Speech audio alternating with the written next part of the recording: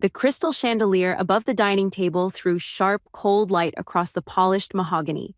Laughter and the clink of champagne glasses filled the air, but not the warm kind of laughter. It was the brittle, biting kind, the kind that made your stomach twist. Before we begin, drop a comment and tell us where are you from and from which city you're watching our videos. And after watching the whole video, don't forget to tell us, what would you do in this situation? Be honest. Tell me in the comments below. We read every comment. Let's begin.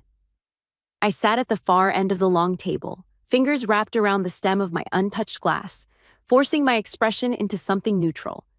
If I reacted too soon, I'd give them the satisfaction. She has no education, no job, and no class. My Uncle Robert's voice cut through the noise, sharp as broken glass. He was standing now, one hand gripping his champagne, the other gesturing at me like I was an exhibit in a courtroom. She's a failure. The laughter from my cousins and a few aunts rippled down the table. Some of them tried to hide their smirks behind their glasses. Others didn't bother. I kept my eyes steady, breathing slow. The old me would have broken down, maybe even left the room. But the woman sitting here tonight wasn't the same one they thought they knew. Robert took a slow sip of his drink, savoring the humiliation he thought he was serving. You know, he continued, looking toward my husband Ethan at the opposite end of the table, you could have done better. Marrying her? I mean, what was the plan? Pity project? A hush fell for a second, not out of discomfort for me, but because the insult was direct now. My husband set his glass down with a quiet, deliberate click. His chair scraped the hardwood as he stood. The temperature in the room seemed to shift. Conversations died instantly. Ethan's voice was calm, but there was steel in it. Robert, he said, looking directly at my uncle without flinching, you might want to be careful about the things you say tonight. Robert smirked, clearly expecting a weak defense. Oh? And why's that? Ethan reached into the inside pocket of his tailored suit and pulled out a folded document. His movements were unhurried, controlled, every second making Robert's confidence falter. Because while you were busy making toasts and counting imaginary wins, Ethan said, his voice carrying over the silent room, my wife was making moves. He unfolded the paper and set it down on the table in front of Robert. She just bought out your company this morning. The room went dead silent. You could hear the faint ticking of the antique wall clock. Robert blinked, looking between Ethan and me like he'd misheard. His fingers fumbled for the paper. He skimmed the first few lines and his face lost all color. His hand trembled just enough for me to notice. I didn't move. I didn't need to. My silence was louder than any speech I could have given. The other relatives were frozen, forks midway to mouths, champagne glasses hovering in the air. No one dared make a sound. Finally, Robert set the paper down and laughed, but it wasn't his usual booming laugh. It was sharp, forced, and laced with panic. This is a joke. Ethan didn't blink. No joke. The ink's still fresh. As of 10 a.m. this morning, we own your company outright. Every building, every asset, every employee, they answer to her now. He tilted his head toward me. So maybe think twice before calling her a failure. Robert's mouth opened, but nothing came out. He looked around, maybe hoping someone would laugh with him, break the tension. No one did. I finally spoke, my voice calm but clear. You're right, Robert. I don't have a degree. I don't have a 9-to-5. But I do have something you'll never have, control over your future. And tonight, you're sitting in my seat at this table. He swallowed hard, and for the first time, I saw fear replace that smug arrogance. I took a slow sip of my champagne, the bubbles sharp on my tongue. Drink up, I said softly, my eyes locked on his. It's going to be a long night. Robert's fingers drummed against the table, a nervous, uneven rhythm. The sound was almost drowned out by the faint clinking of cutlery as a few relatives tried to pretend they were still enjoying dinner, but no one was actually eating. All eyes kept darting between him, me, and Ethan. You think this changes anything? Robert's voice was quieter now, but there was an edge to it, a desperate attempt to keep some ground. You have no idea how that business works. You'll tank it in a month. Ethan didn't even bother to respond. Instead, he lowered himself back into his seat with a calm, deliberate ease that screamed, I've already won. I leaned forward just slightly, resting my elbows on the table. Funny, I said, my voice low enough that the room had to go quiet to hear me. because the board of directors didn't seem to think so. In fact, they seemed relieved. Robert's jaw tensed. His wife Melissa shifted uncomfortably beside him, her eyes darting between us. She knew more than she wanted to admit. Relieved? Robert scoffed. They've worked with me for decades. I smiled without warmth. Yes. And in those decades, you've run profits into the ground, turned away investors, and alienated half your executive team. All they needed was someone with the resources and the will to make a move. And you handed me both when you underestimated me. A few gasps traveled down the table. My cousin Laura muttered something under her breath, earning a sharp elbow from her mother. Melissa tried to interject, her voice sweet but tight. This is a family dinner. Maybe we shouldn't— No, I cut her off. We should, because for years, Robert's been making these dinners his little stage. Every chance he got, he'd remind me where I stood, or where he thought I stood.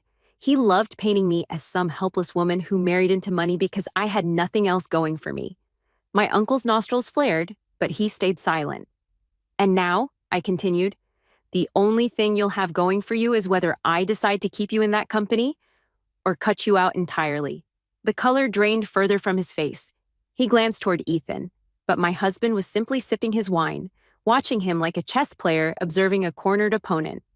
I could sue, Robert finally said, though even he didn't sound convinced. Ethan set his glass down gently. You could, he said evenly, but you'd lose. Everything was clean. Your shareholders approved the sale, and given the debt you've stacked up, you should probably thank us for not letting the banks eat you alive first. It was quiet enough to hear the faint hum of the refrigerator in the kitchen. My uncle, the man who'd spent years controlling the tone of every family gathering, suddenly had nothing. I turned to my left and caught my cousin Greg staring at me with wide eyes. He wasn't smirking anymore. Neither was Laura. The balance in the room had shifted, and I could feel the weight of that shift pressing against Robert's shoulders. I leaned back in my chair, my voice calm. You spent years making sure I knew my place. Tonight you learned I don't take the seat you give me. I take the head of the table. The words hung there, unchallenged, as Robert lowered his gaze to the tablecloth. But deep down, I knew this wasn't over. Men like Robert didn't just fold, they looked for ways to claw their way back, and I could see it in his eyes. The real fight was still coming. Robert's fork scraped against his plate, loud and grating. The fake composure he'd been trying to hold onto was slipping fast. His eyes, once so smug, were scanning the table, searching for allies. I wouldn't be so sure you've won, he said finally, his voice low but dripping with venom. Money doesn't buy respect, and when people find out how you got the money to pull this little stunt— He let the sentence trail off, smirking as if he'd just tossed a grenade. A ripple of tension moved through the room. Melissa shifted uncomfortably in her seat, her hand lightly brushing his arm, silently begging him to stop. Ethan leaned forward slightly, his jaw tightening. Careful, Robert. No, Robert said, holding up a hand as if to claim innocence. I'm just saying, maybe the rest of the family doesn't know everything about your wife's past. I stared at him, my expression still calm. Though my pulse was picking up, he was fishing, trying to make me flinch. Enlighten them, I said flatly. The smirk faltered for a moment, just enough to show I'd hit the nerve first. You really want me to? I tilted my head slightly, my voice smooth. I've got nothing to hide, Robert, but I can't say the same for you. Should we talk about the off-the-books bonuses you funneled to certain consultants? The room went still. Melissa's hand froze midair. Across from me, my Aunt Shirley shifted in her chair, eyes darting nervously to Robert. Robert's lips parted, then shut again. For a second, he seemed to weigh whether pushing forward was worth the risk, but his pride was too big. That was business, he snapped. Not dirty laundry for dinner conversation. Oh, so my life is fair game at your table, but yours is off limits? I asked, my voice soft but edged like glass. A faint, awkward laugh came from Laura, who instantly regretted it when every pair of eyes turned her way. Ethan placed his hand lightly over mine under the table, grounding me without needing to say a word. I knew that look. He was letting me handle this my way. I leaned forward just enough for my words to land sharp. You've been in that company so long, you think you are the company. But the truth is, Robert, you're replaceable. And as of this morning, you already have been. Robert's breathing was heavier now, his chest rising and falling faster. He gripped his champagne glass so tightly I half expected it to shatter. Finally, he set it down hard enough to make a few drops spill onto the tablecloth. "This isn't over," he muttered, his voice shaking with something between anger and humiliation. "No," I said, standing now, my chair scraping back against the wood. "It's just beginning." The words hung there like a storm cloud. I didn't sit back down. Instead, I walked slowly around the table, every step echoing in the tense silence, and stopped right beside him. My hand rested lightly on the back of his chair as I leaned close enough for only him to hear. "I didn't buy your company to ruin you, Robert," I whispered. "I bought it because I know exactly how you've been running it, and how much damage you've done to people who didn't deserve it. I'm going to fix what you broke, and you can either work under me or watch from the outside as I do it without you." I straightened up, walked back to my seat, and lifted my glass.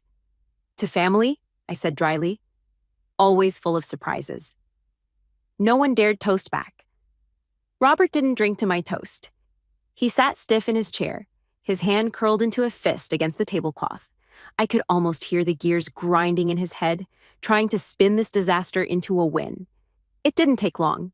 He started leaning toward the relatives closest to him, speaking in low tones, eyes flicking in my direction between sentences.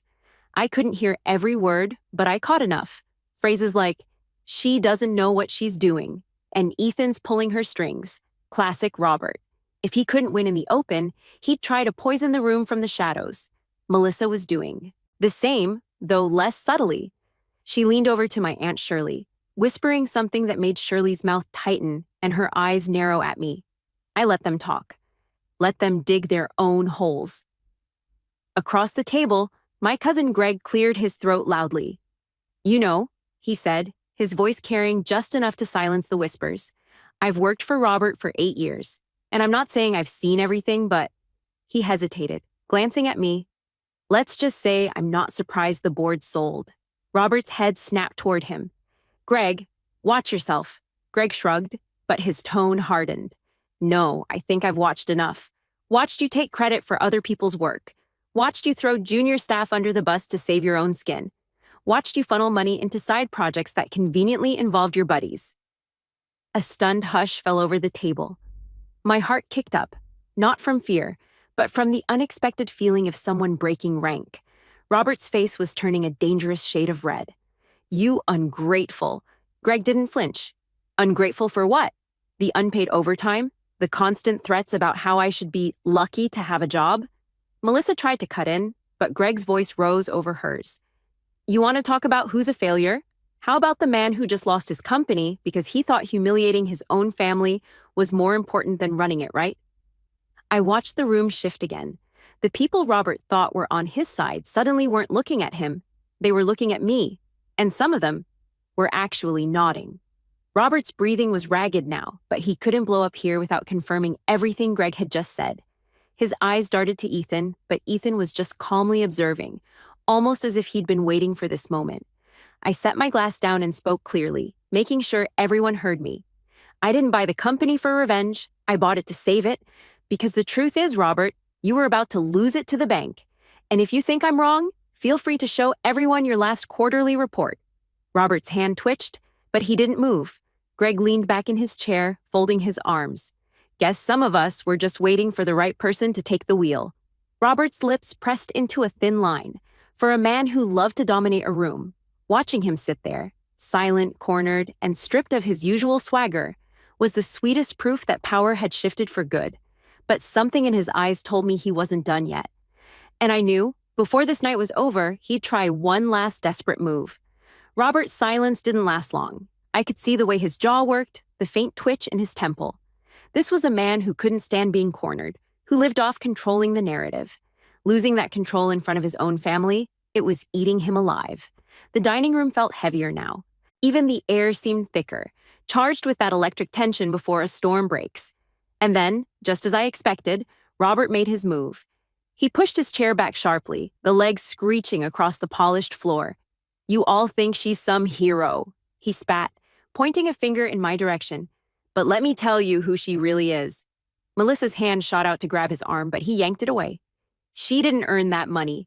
She didn't build anything. She married into it. She's nothing without Ethan. A few relatives shifted uncomfortably, but Robert barreled on, feeding off his own anger.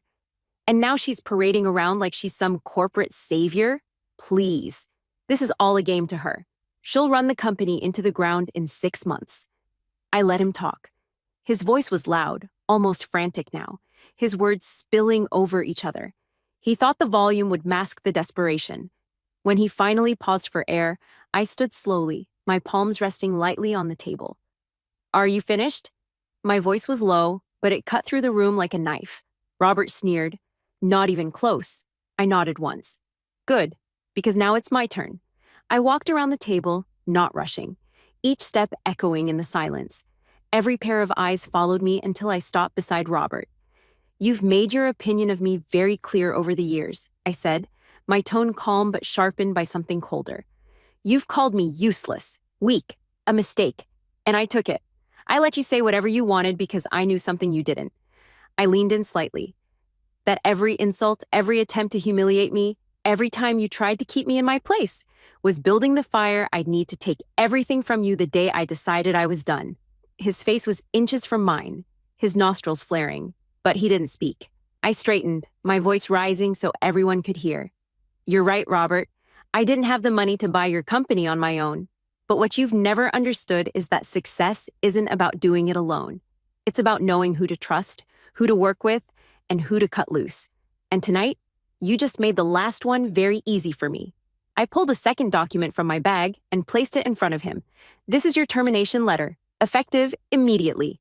A collective gasp rippled through the room. Melissa's hand flew to her mouth. You can collect your personal items tomorrow, I continued. Security will escort you out.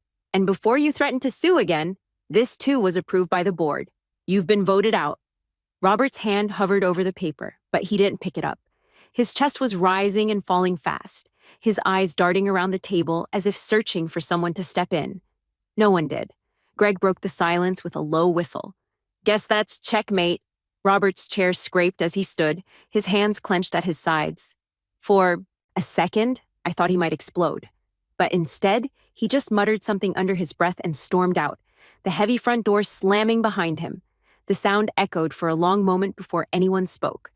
Melissa slowly stood, her face pale. I should go after him. She gave me a quick glance, half fury, half fear, and followed him out. Ethan rose from his seat, walked over to me, and placed his hand on the small of my back. His voice was quiet enough for only me to hear. You handled that perfectly. I exhaled, realizing only then how tense my shoulders had been. As I looked around the table, I saw it, those subtle shifts in expression. People who had once seen me as the quiet outsider were now seeing me as something else entirely. Not a failure, not a pawn, a force. I picked up my glass, the bubbles catching the light, and raised it slightly. To new beginnings, I said. This time, every single glass lifted in return. And for the first time in years, I left a family dinner with my head high and my heart steady, knowing I'd finally taken back the power they never thought I'd have. The clicking of heels against the marble floor echoed in the grand hall, a sound sharp enough to slice through the chatter and laughter swirling around me. I tightened my grip on my clutch and kept my head high, though every fiber of my body screamed to turn around and leave. The family reunion, if you could even call it that, was in full swing. Before we begin, drop a comment and tell us where are you from and from which city you're watching our videos. And after watching the whole video, don't forget to tell us what would you do in this situation. Be honest. Tell me in the comments below. We read every comment. Let's begin.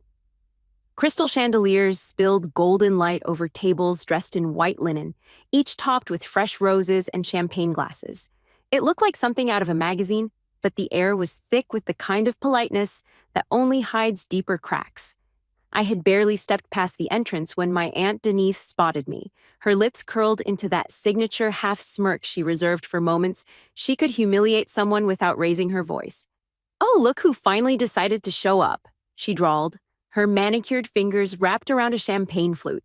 Her eyes flicked over me like she was appraising a cheap dress in a luxury boutique. "Although, you're not even in the family photo." She let the words drip with fake pity before adding, "You don't belong here." Conversations around us quieted just slightly. Enough for people to hear, enough for my cousins to glance over with the faintest hint of smugness, like they were watching their favorite drama unfold. My stomach twisted, but I forced myself to breathe. Years ago, I would have stumbled over a response or laughed it off, pretending it didn't matter. Not tonight. Funny, I said, keeping my tone light, though my heart was pounding. You still managed to find me in every room. Her smirk widened like she'd won something. Sweetheart, the photographer probably doesn't even know you're related to us. It's better this way. Less awkward for everyone. She laughed softly, the sound as polished and cold as the diamond on her finger. The photographer, a tall man in his early 40s with a camera strap slung across his chest, stood only a few steps away. He looked up from adjusting his lens, eyes flicking between us. For a moment, I thought he'd ignore it, keep his head down like so many others in this family always did. But then, he straightened. Ma'am, he said, his voice carrying over the low hum of conversation. She's the one paying for this entire event. It was like someone hit the mute button on the room. Glasses froze halfway to lips. The smile fell right off Denise's face, her jaw slackening just enough to betray the shock she tried to hide. My cousin stopped mid-whisper, eyes darting from me to her. I didn't move, didn't say a word, just let the silence hang in the air, thick and heavy, while Denise's pale cheeks flushed red. Inside, though, I wasn't just satisfied, I was burning, because they had no idea that this was only the beginning. Denise's champagne flute trembled in her hand, the ice cubes clinking against the glass. She tried to recover, forcing a brittle laugh that didn't quite reach her eyes. Oh, well, isn't that generous of you, she said, her voice pitched higher now, like she was scrambling for footing. I didn't give her the relief of a reply. Instead, I slowly scanned the room, letting my gaze sweep over every single face that had looked at me tonight like I didn't belong. My Uncle Gerald, standing near the buffet table with his arm around his wife, suddenly found his plate of shrimp cocktail extremely interesting. My cousin Taylor, who had once borrowed money from me and never paid it back, busied herself adjusting the strap of her sequined dress. I could feel the shift. It was subtle, but it was there, like the way a current changes in the ocean. The smugness was gone. The sideways smirks had faded. Now there was curiosity and unease. The photographer, apparently unfazed by the weight of what he'd just dropped, turned back to his camera. All right, let's get everyone in position, he said. The main group photo. That was my cue. I took a few deliberate steps forward, my heels clicking in perfect rhythm. The crowd parted just enough to let me through, though I noticed more than one cousin whispering behind their hands. I positioned myself at the center, directly in front of the ornate floral arrangement that must have cost as much as someone's monthly mortgage. Denise lingered at the edge of the group, her smile now a strained mask. Oh, you want to be in the middle? She asked sweetly, though I could hear the venom underneath. I tilted my head slightly. I paid for the middle, I said, my tone calm, almost conversational. But my words landed like a stone thrown into still water. Ripples of discomfort spread instantly. As everyone shuffled into place, I could feel the weight of the stares on my back. Some of them weren't just surprised. They were calculating, already trying to figure out how they had missed this piece of information. All right, on 3, the photographer said. His voice was steady, professional, but I caught the faintest hint of amusement in his eyes as he glanced at me. 1, 2. Before he could say 3, my younger cousin, Emily, Denise's daughter, leaned in close enough for only me to hear. Why would you spend so much money on them? Her tone dripped with genuine confusion, like generosity toward this family was an alien concept. I didn't answer. Because she wouldn't understand. Not yet. The flash went off, blinding for a moment, freezing us all in that perfect frame. A family dressed in their best, smiling for the camera, utterly unaware that the foundation of their little hierarchy was about to crack. As the photographer moved on to candid shots, Denise stepped toward me, lowering her voice. What are you trying to prove here, Ava? I looked her dead in the eye. Nothing, I said softly. I'm just making sure the people who never saw me are finally looking. Her lips pressed into a thin line, and I could see the storm brewing behind her perfectly mascaraed eyes. She didn't like this version of me, the one who wasn't shrinking, apologizing, or laughing it off. And that was exactly why I wasn't going to stop. Because tonight wasn't just about a photograph. Tonight was the first move in a game they didn't even know they were playing yet. Dinner was served an hour later, but the air still hadn't settled. People kept sneaking glances at me like I'd suddenly grown a crown. The long dining tables gleamed under the chandeliers, silver cutlery polished to perfection, wine glasses lined like soldiers.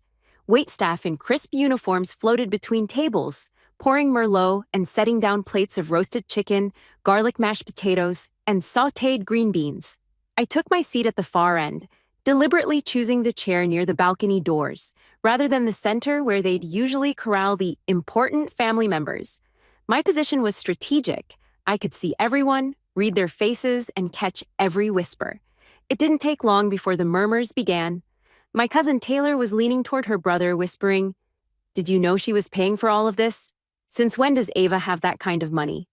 Her brother shrugged, muttering something back, but their eyes kept darting in my direction like they were trying to piece together a puzzle they didn't know existed until tonight. Halfway through the salad course, Uncle Gerald decided to test the waters. "So, Ava," he said loudly enough for several tables to hear, "this must have cost a pretty penny. What's the occasion?" Or, his lips curled faintly, "Is this one of those look at me now things?" Several relatives chuckled, not full laughter, just the kind of smug amusement people use when they think they've cornered you. I set my fork down slowly, letting the faint scrape against the china slice through the moment. "It's neither," I said evenly. "It's called being able to give without asking permission." The chuckles died. Even Gerald didn't have a quick comeback for that. Denise, of course, couldn't help herself. She dabbed at the corner of her mouth with her napkin, eyes locked on me. "You know, money's nice, but class. Class is something you can't buy." I leaned back in my chair, smiling faintly. "True, which is why I've never tried to buy it.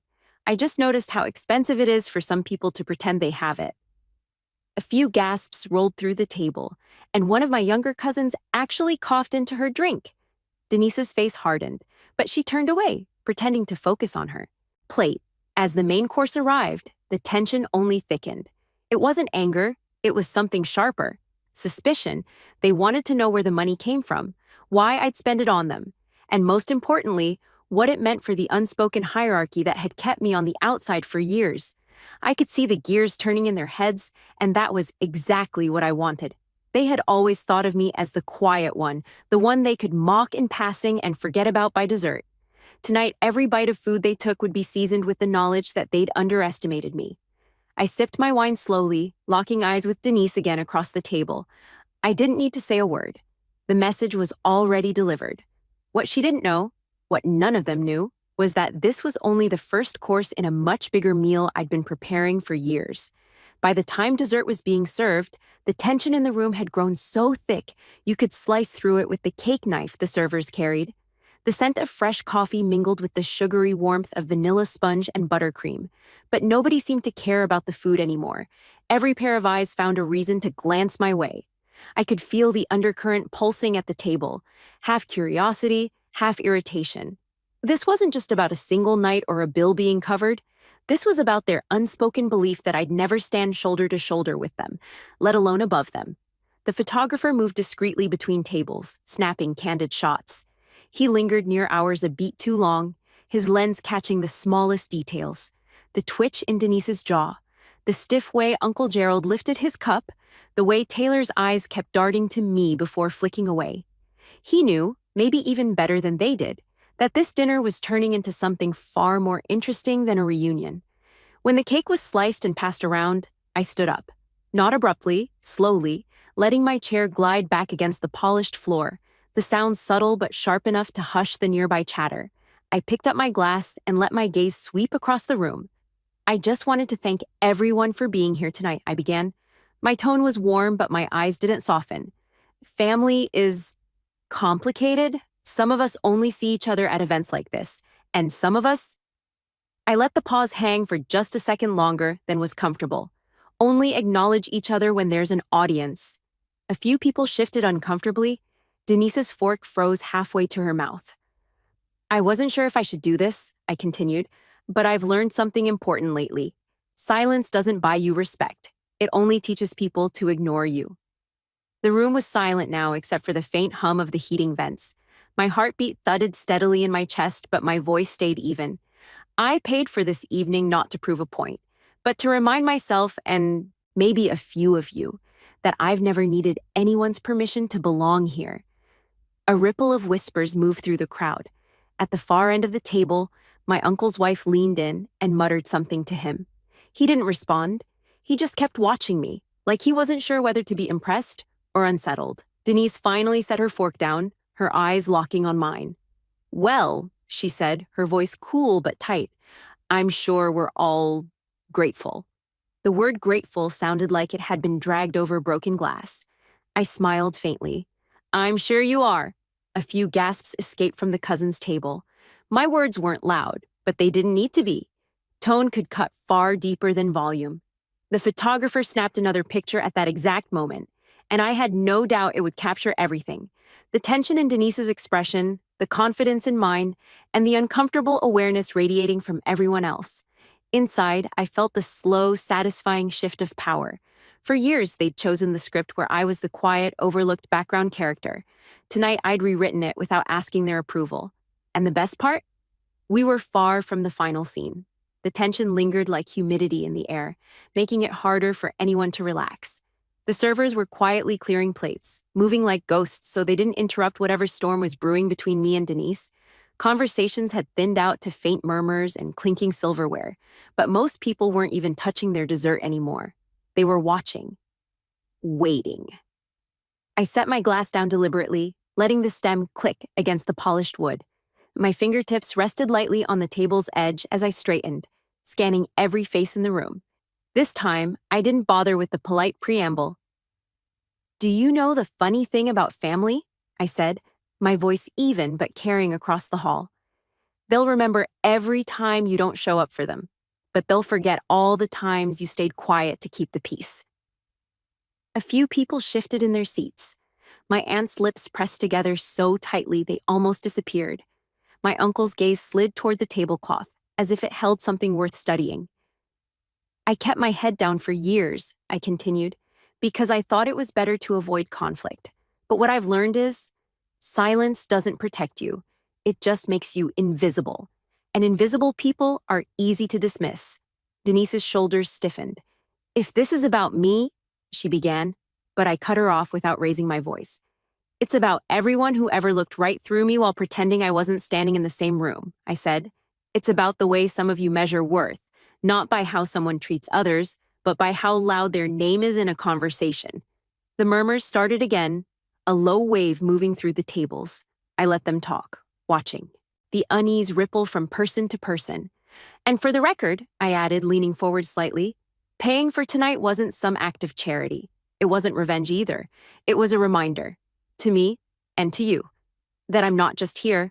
I'm central to this family now, whether you like it or not." That hit. I could see it in their faces.